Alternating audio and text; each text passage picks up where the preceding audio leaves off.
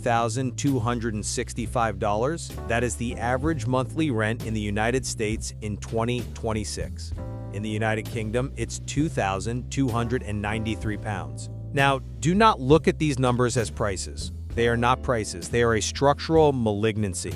They represent a parasitic load on the human species that has crossed the threshold from burdensome to terminal. Okay, stop right there. You're opening with a shock tactic. You're throwing out the absolute peak numbers to induce panic. But you're framing a market signal as a disease.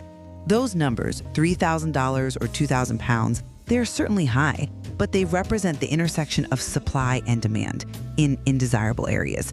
We have a global housing shortage. We have high demand for labor in cities. High prices are simply the market's way of rationing a scarce commodity. It's not a malignancy, it's the basic function of price discovery. It is not price discovery. It is a toll fee for existence. When a biological organism, a human being, is forced to burn, say, 30 to 50% of its caloric intake, its labor energy, just to maintain a static position, just to not be exposed to the elements, that is not a market function. That is the definition of a parasite. We are looking at a system where the cost of staying in place has superseded the energy available for moving forward. This is a blood clot in the economic circulation. A blood clot? You're mixing biological metaphors with economics to make a moral point, but let's look at the mechanics. Housing is more than just shelter. It's an asset class. It is a store of wealth. For millions of people, their home is their primary savings vehicle, their hedge against inflation, and their retirement plan. If you label the value of that asset a parasite, you're effectively attacking the financial bedrock of the middle class. You call it a blood clot, I call it the immune system that protects people's wealth from eroding. Then the immune system has turned autoimmune. Let's dissect the anatomy of this patient strictly through flow dynamics. In a healthy circulatory system, money acts as blood. It carries oxygen and nutrients to the muscles. In an economy, the muscles are wages, research, development, infrastructure. What we are witnessing with a rent of $3,265 is thrombosis. The blood is not flowing to the muscles, it is clotting in the tissue. It's pooling in assets.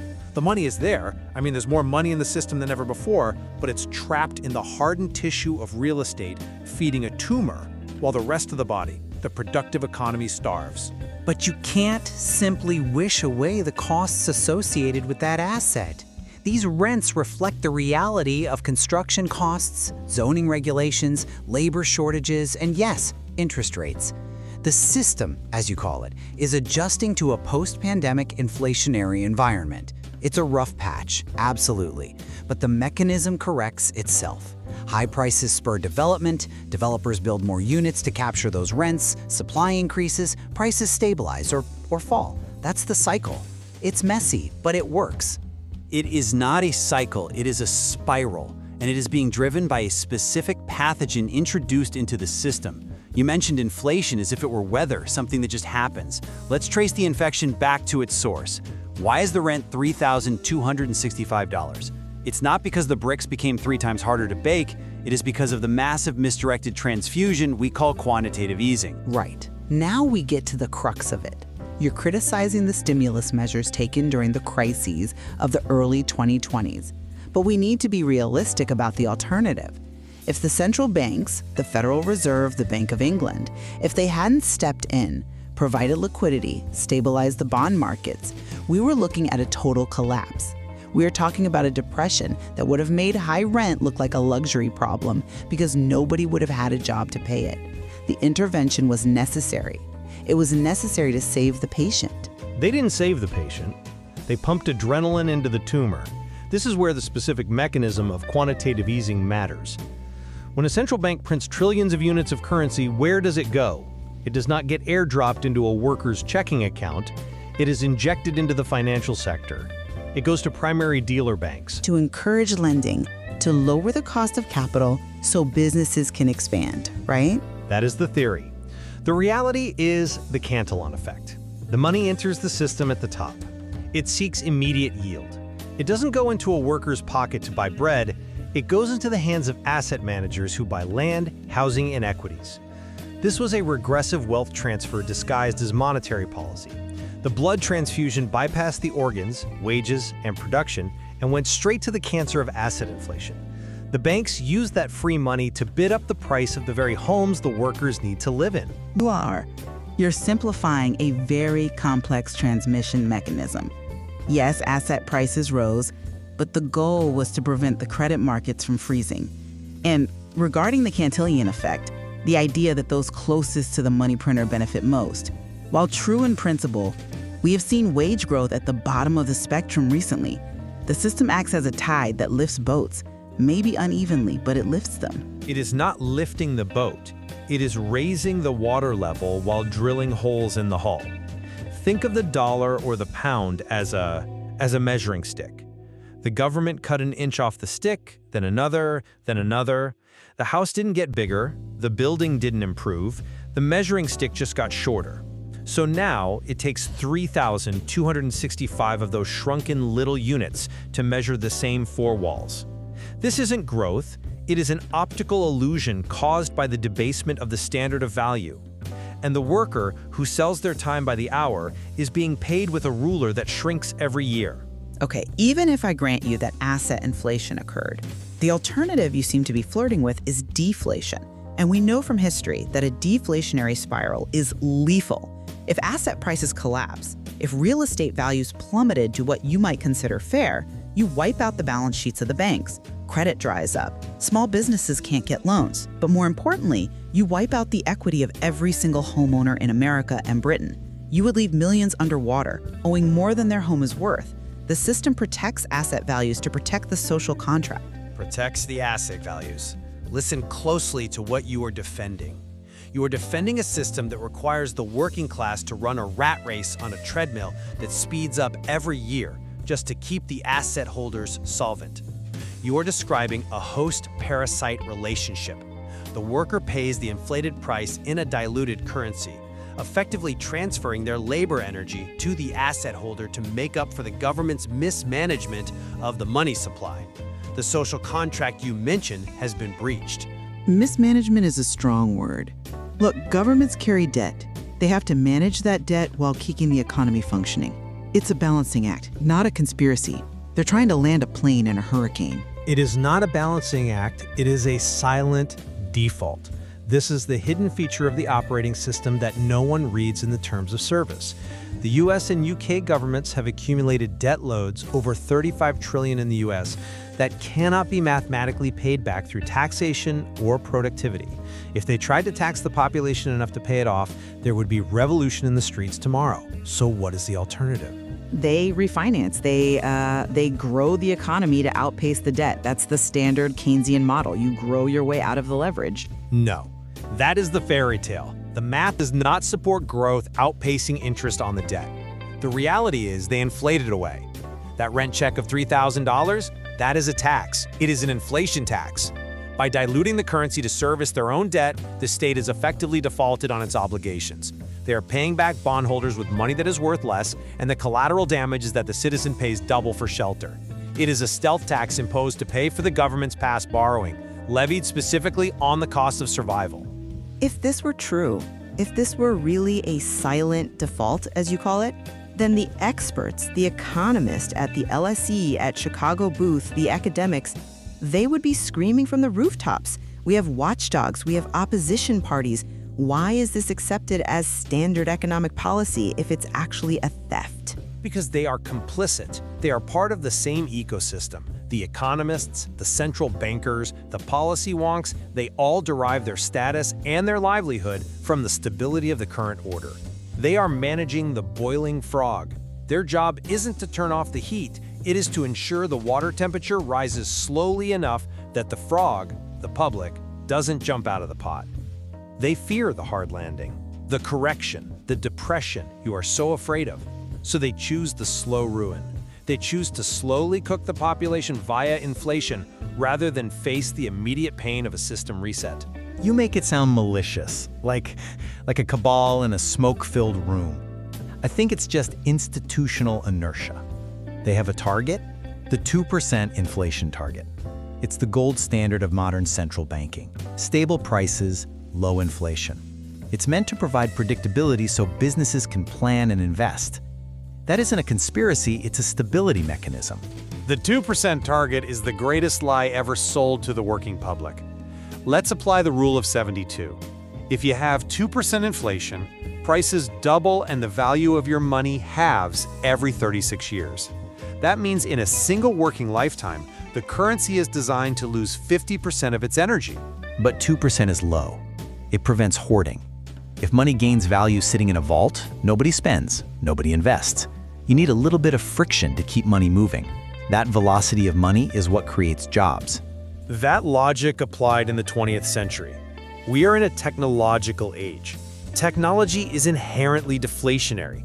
Computers, energy, logistics, manufacturing, everything should be getting cheaper every single year. We should be seeing prices drop as efficiency rises. That is the dividend of human innovation. If I invent a machine that builds a house for half the cost, the price of housing should drop 50%. The 2% inflation target is the state confiscating that dividend. Confiscating? That's a stretch. It is simple math. If technology drives costs down by 3%, but the government targets plus 2% inflation, they have to print enough money to swing the pendulum 5% in the other direction. They are stealing the deflationary benefit of technology to service their debt. It is a forced labor device. Instead of working less because machines are efficient, you work more because the currency is broken. But again, you're ignoring this psychological component of economics. A deflationary spiral is lethal. If I know a car will be cheaper next year, I won't buy it today. If I don't buy it, the factory doesn't build it. Demand collapses. Factories close. Unemployment spikes. You're flirting with an economic ice age just to satisfy some purist view of currency value. The spiral hurts the debtor. Who is the biggest debtor? The state, the banks. Deflation hurts the parasite, not the host. The consumer wants cheap goods. The consumer wants their savings to gain purchasing power. The fear of deflation is the fear of the rent seeker losing their grip. The fear that the asset bubble will burst. Okay, let's pivot to the here and now. You talk about this as if it's a monolithic block, but we see political conflict. You have figures like Trump demanding lower rates, screaming at the Federal Reserve. You have a populist movement that says the system is rigged. Isn't that a sign that democracy is trying to correct this? Trump wants to help the builders, the little guy, by lowering the cost of money so they can build more houses and lower that rent. Do not mistake a civil war of capital for a rescue mission. What we are seeing is not a correction, it's a power struggle between two different types of parasites. On one side, you have the Federal Reserve and the traditional Wall Street consensus. They are acting as a vacuum cleaner. A vacuum cleaner? Look at the global interest rates. The US rate is hovering around, 3.75%? The Eurozone is at 2.15%. Japan is near zero. The US maintains higher rates relative to the world to suck global capital into the dollar. It maintains the empire by draining the liquidity of its allies. That's the strong dollar establishment. They want to preserve the global reserve currency status, even if it crushes domestic industry. And the alternative? Trump and the populists want low rates. Exactly. They represent the builders and the debtors. Trump is a real estate developer. His natural enemy is high interest. He wants to slash rates, not to help the little guy, but to dilute the debt and reinflate the asset bubbles. It is just a different form of extraction. But if he lowers rates, doesn't that help the average person buy a home? Doesn't it lower the mortgage on that $3,000 rent? No. It lowers the monthly payment rate temporarily, but it spikes the sticker price of the home. If money is cheap, the asset price goes vertical. Trump's faction wants to solve the debt crisis by debasing the currency faster, burning the debt away with inflation. The Federal Reserve faction wants to solve it by suffocating the economy with high rates to maintain the dollar's prestige. It is a checkmate for the citizen. So who wins? Neither. The citizen loses in both scenarios. Option A, the Fed wins. Rates stay high. Rents stay at $3,265 because nobody can afford to build new supply. Capital is sucked into the U.S., but the domestic economy grinds to a halt. Option B, the builders win. Rates are cut. The dollar loses its vacuum power. Inflation roars back. The rent might nominally stabilize, but a loaf of bread costs $20. You're painting a picture where the U.S. is trapping the world. It is. The U.S. rate is high enough to kill foreign currencies, but low enough when you account for real inflation to be negative. Real rates are negative. You're losing purchasing power even at 3.75% yield because the true cost of living is rising faster. It is a trap. This feels incredibly bleak. You're essentially saying the machinery is stripping the gears. But people are resilient. We have elections, we have policy levers. Maybe we just need better regulation on corporate ownership of housing or rent controls. There has to be a path through this that preserves the system but makes it fair. We can't just abandon the concept of ownership and savings. That's all we have. That is the foundation of our society. You are bargaining with a forest fire. You are looking for a policy tweak to fix a structural malignancy. You cannot regulate a tumor into becoming healthy tissue. The math of the silent default creates a deterministic outcome. The debt is too high. The only way out is to burn the currency. Traditional savings are being vaporized. So what are you saying? That we're all just going down with the ship? That the captain is drilling holes in the hull and we should just accept it? That implies a level of nihilism that I just cannot accept. I am saying you need to stop acting like a passenger, expecting the captain to save you. The captain is the one drilling the holes. Then what is the solution? If saving is dead, if ownership is a trap, if the currency is a lie, what is left? You cannot just tear down the house without a blueprint for a new one. The final diagnostic report is clear. The contract, work hard, save money, and you will be rewarded, is unilaterally broken. It has been voided by the issuer. The current operating system is functioning exactly as designed, which is to extract maximum energy from the population to service the debt of the state. You're calling for what? Anarchy, walking away from society? I am calling for a biological imperative. The only rational investment for survival now is to exit the accumulation game entirely. The goal must shift. You cannot win by accumulating currency that is being diluted. You cannot win by chasing assets that are taxed by inflation. The goal must be to reduce your fixed costs, your parasitic load, to zero. Reduce costs to zero? That's impossible. We live in a modern economy. It is the only path. The transition to circular capitalism is not an ideology. It is a lifeboat. We must invest energy not in asset inflation, but in earth repair. In systems that generate food, energy, and shelter without the toll booth of the rentier class. We must excise the parasitic load. But that requires a fundamental change in human behavior. The debate is over. The ship is not sinking. It was designed to submerge. The only choice left is whether you drown in the hold, clinging to your savings, or swim to the surface.